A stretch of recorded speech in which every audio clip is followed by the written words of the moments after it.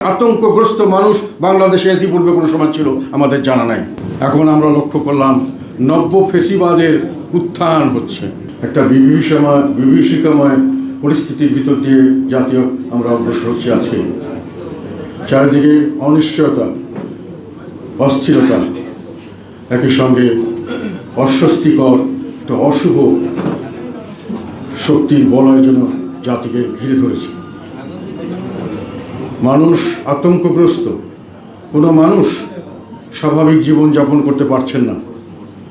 কোনো মানুষ যখন সকালে বের হচ্ছেন তাদের স্ত্রীরা বলছেন বিকালে আমার স্বামী ঘরে ফিরে আসবে কিনা আমরা জানি না। যখন কোনো মেয়ে যাচ্ছে ইউনিভার্সিটিতে তার মা বলছে যে ঠিকমতো আমার মেয়েটা ফিরে আসবে কিনা, আমি সারাদিন এটা নিয়ে চিন্তায় থাকি। অত্যন্ত একটা অস্বস্তিকর পরিবেশ। যার ব্যবসা বাণিজ্য আছে সে মনে করছে আমার ব্যবসা প্রতিষ্ঠান আমি গিয়ে দেখব নাকি আগুনে জ্বালিয়ে দেওয়া হচ্ছে সেটি দেখব। অফিস আদালত কোথায় ভেঙে পড়া হচ্ছে কোনো খবর নেই। মানুষ একটা এইরকম ধরনের হতাশাগ্রস্ত এবং এই ধরনের আতঙ্কগ্রস্ত মানুষ বাংলাদেশে ইতিপূর্বে কোনো সময় ছিল আমাদের জানা নাই।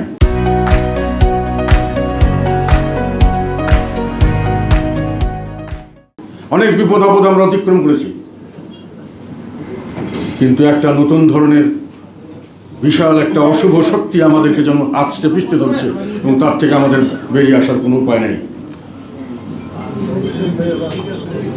সমস্ত লোককে, সারা দেশকে ঢালাওভাবে ফেসিবাদ এবং ফেসিবাদ দোষর হিসেবে আখ্যা দিয়ে সমস্ত লোককে যে কোনোভাবে অন্যায় অত্যাচারের মধ্যে দিয়ে তাদেরকে যেতে হচ্ছে।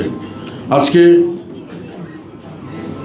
কোনোখানে কোনো কিছুই আমরা ভালো কিছু দেখতে পাচ্ছি না।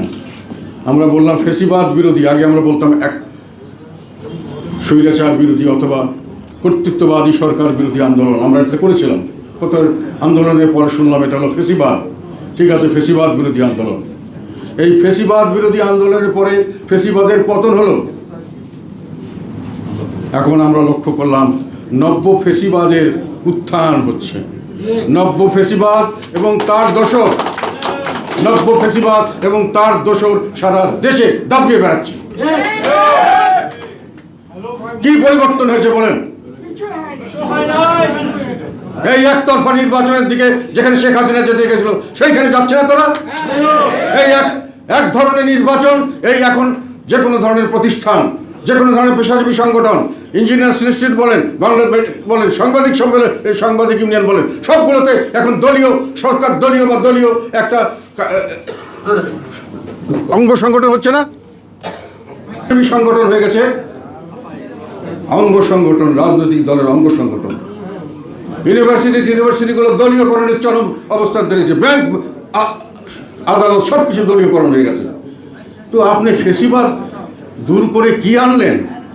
আপনি আনলেন নব্য ফেসিবাদ এবং তার দোসর।